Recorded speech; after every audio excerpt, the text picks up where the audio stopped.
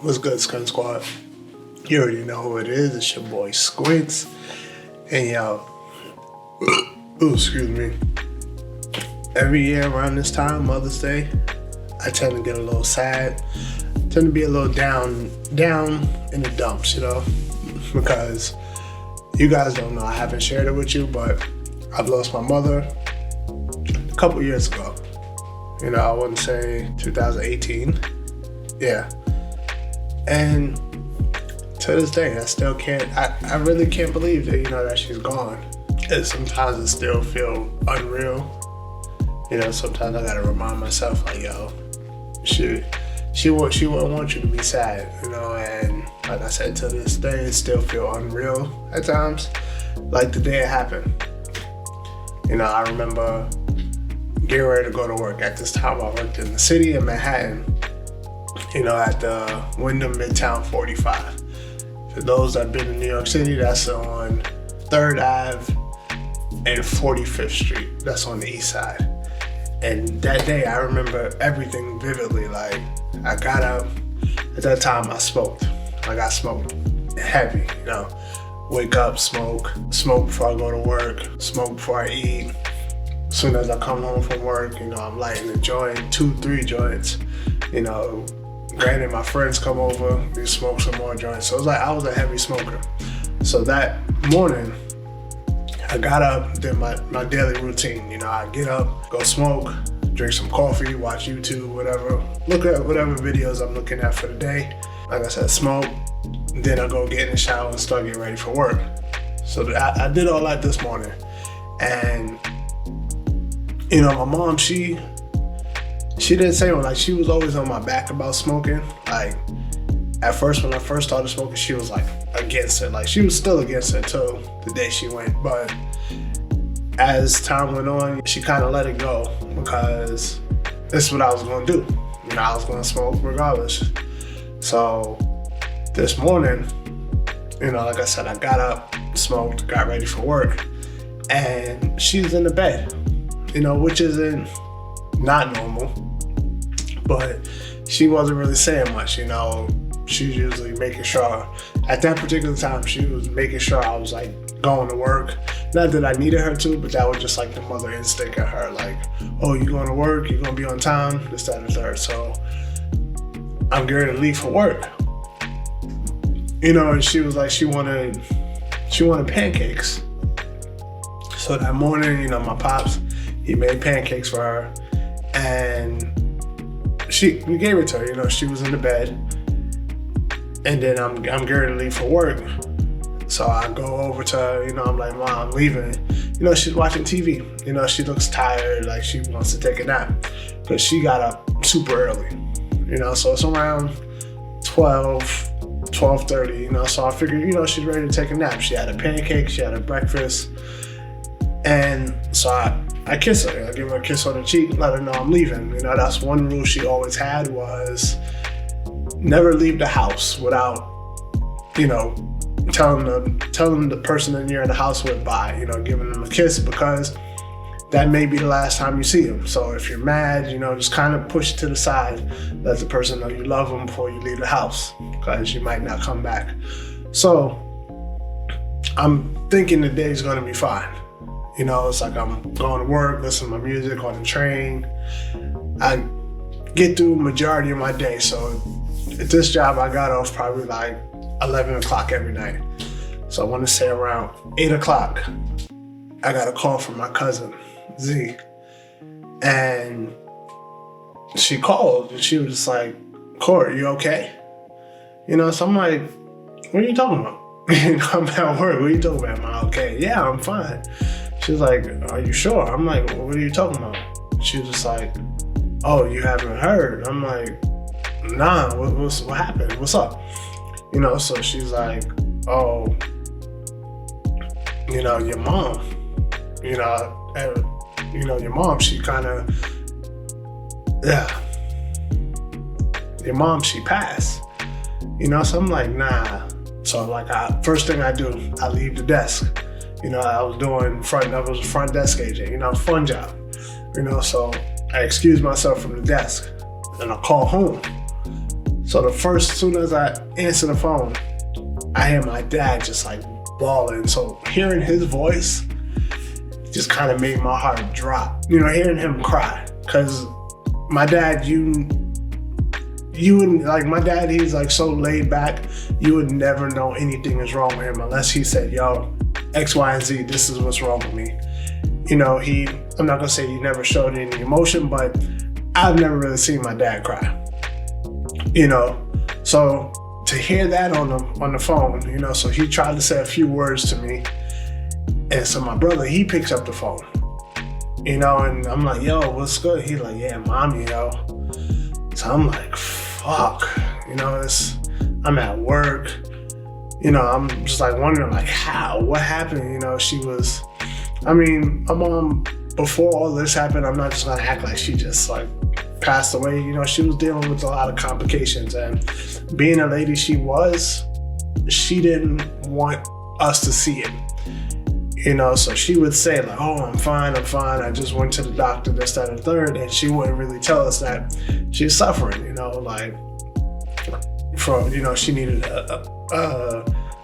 a knee replacement, but in order to do the knee replacement, they needed like all her wounds to heal. She had like a brace on.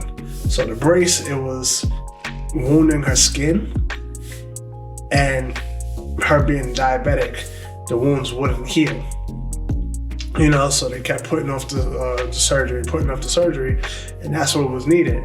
And it was a couple other things wrong. Like I said, diabetic. She had all that all that. But back to this day, my brother, he answered the phone. He's like, yeah, mommy. So I'm like, damn. So I told my job, I'm like, yo, I'm gone. I'm out. I'm going straight home. Called the Uber from the city. That night, it was like, the 18th. I forget what day it was, but at night, Ubers are expensive coming from Manhattan, going back into Queens. So that Uber was like $55. So I paid that. Nothing, So jumped in the Uber and went straight home. When I get home, everyone's in tears, my dad, my brother, and it's like, it didn't feel real to me. I seen the ambulance, it was here, the cops, they was at the house, and I go inside the room, my parents' room, and there I'm looking at my mom, she's gone, so it's like, I'm looking at her, they're trying to give her, jelly, stuff like that, because she was a diabetic. There's times where she didn't take her insulin as she was supposed to. So it's like, I've seen her pass out, and it was because the sugar was too low. And so they was trying to give her like orange juice, jelly, and stuff like that. Nothing was coming. Nothing was working. The ambulance there, they couldn't read her blood sugar. They were sticking her with the needle. They couldn't get a reading. And it was just like, she was gone, It was too late. And then the whole time I'm just sitting there like, my brother's crying, my father's crying, my grandmother's crying, and then it just didn't feel real. It's like I'm laying there, I'm looking at my mom, and I'm just thinking, yo, tomorrow she's gonna get up and it's gonna be cool, And a lot of that, as I look back at it, it was because I was smoking, So it's like, people that smoke, I don't want to say it's like they don't care about nothing, but it's like I believe it numbs your feelings. It's just like, everything is like, all right. That's why people that usually smoke, they're really like nonchalant. And then me being a nonchalant person, that kind of just like escalated a lot. So it's like, everyone's crying, and it's just like, it didn't hit me. It's like, I'm sitting there like, this isn't real. I'm gonna wake up tomorrow, my mom's gonna be there, she's gonna be fussing about me smoking, things are gonna be normal, and it just didn't happen. My family came over, my cousins, all the loved ones, everyone was showing up, in support of my mother. And then each person that showed up, it just let me know, like, yo, this is real. This is real. But still, it's like, I didn't really cry, I feel the weed, it kind of numbed my feelings to anything. It's like I knew what was going on. I loved my mother, but just no tears, and it kills me, because I didn't want to come off like I didn't care or anything, because my mother, that's my mom. We were like butt heads every day. And that's because we were the same exact person. We always had to have the last word. And that's why we clash so much. Because we always just like, I had to say something, she had to say something, I had to say something, she had to say something. I felt I was right, she felt she was right. And then that was like 2 years ago, I stopped smoking since then. And it really hit me, once I was like sober for months, going on a year. And then feelings started to come back, I had no need for weed, feelings was coming back. I started to feel certain things. And then just one day, like I was home by myself and I was just thinking about my mother. And I just started bawling like a baby, tears coming down my eyes, snot coming down my nose. And it just let me know, like, I have feelings back, and not to be laughing, but it's crazy.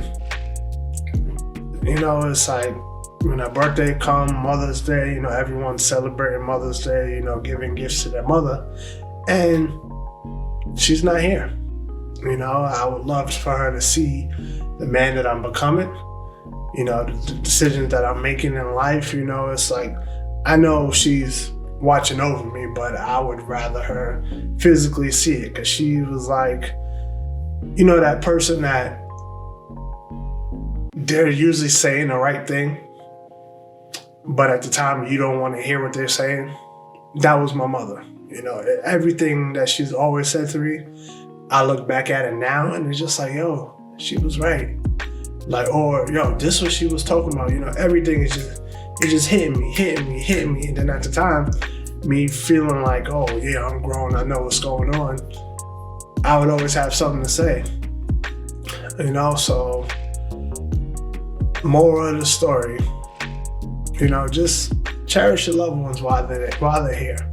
Your mothers, your grandmothers, anyone that's a mother that's in your life, cherish them, let them know you love them, give them their flowers while they're here, because you never know, especially with this whole corona situation going on. It's like, you never know when it'll be the last time you say something to somebody, so try not to have any, I'm not gonna say regrets, but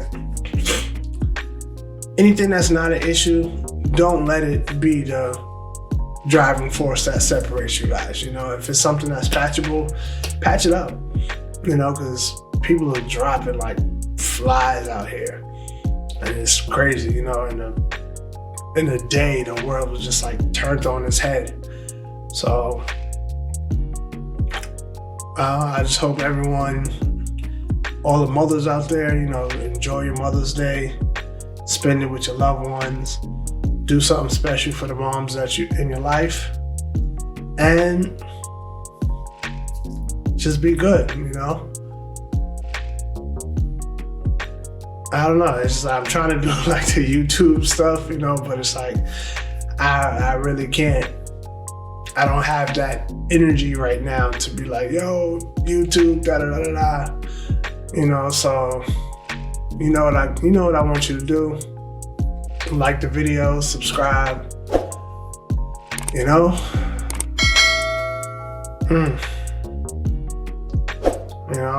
love you, Mom. If somehow you can see this video, just know All the trouble I put you through, I didn't mean it. I love you, and I wish you could see the man that I'm becoming today, decisions I'm making, where I'm at in life, and I know you'll be proud of me. And also, just keep watching over me, keep praying for me, and I love you. And I'll see you guys in the next video. Itzsquintz, I'm out.